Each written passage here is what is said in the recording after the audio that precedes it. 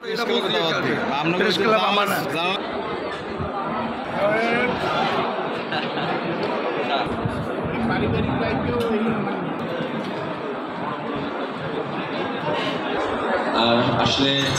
সবাইকে একই টেবিলে একই মিনিট করা খুব মুশকিল।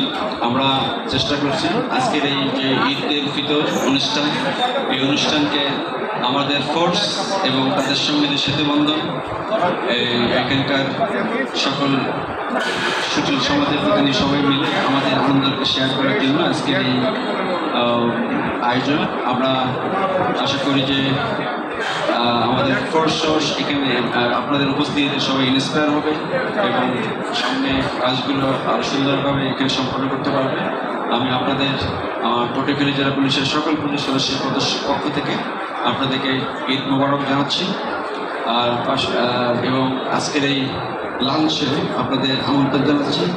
লাঞ্চের আগে আমি আমার বন্ধুবান্ধব জেলা প্রশাসক পটুয়াখালীকে শুভেচ্ছা বক্তব্য দেওয়ার জন্য অনুরোধ জানাচ্ছি। এই ঈদে জামা জুতো অ্যাক্সেসরিজের ডিসকাউন্ট। পবিত্র ঈদ উল ফিতরের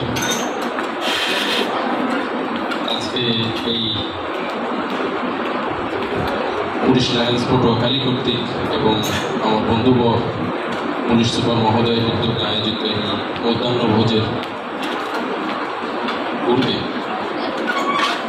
আমি পটুয়াখালীর সর্বস্তরের মানুষের এই পবিত্র ঈদ উল ফিতরের শুভেচ্ছা জানাচ্ছি।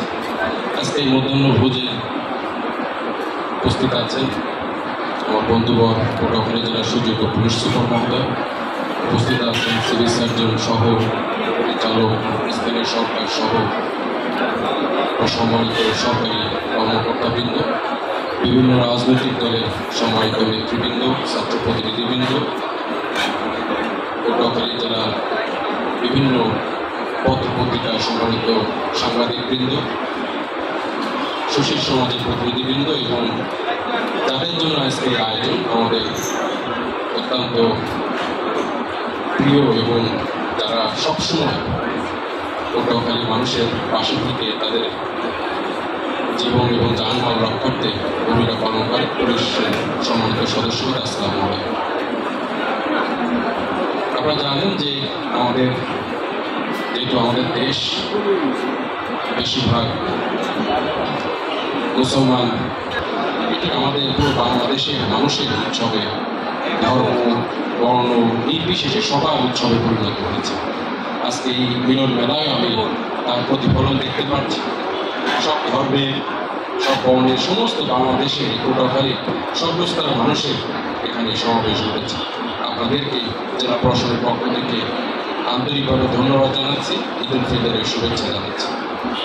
আশা করি সামনের দিনগুলোতে আমাদের এই যে ছবি, এই যে মিলন মেলা, এই যে সকলের একত্রে বসে একটি কথা বলা, মনের ভাব পরিষ্কার ভাব তুলে ধরা, একে অপরের খোঁজ খবর নেয়, এটি ভবিষ্যৎ সামনের দিনগুলোতে অব্যাহত থাকবে। বিশেষ করে আমি আমাদের সম্মানিত রাজনৈতিক নেতৃবৃন্দের দৃষ্টি আকর্ষণ করছি 5ই আগস্টের পক্ষে যে রাজনৈতিক শক্তিগুলো তারা ভবিষ্যতে সামনের দিনগুলোতে নিজেদেরকে এভাবেই একে অপরের পাশে থেকে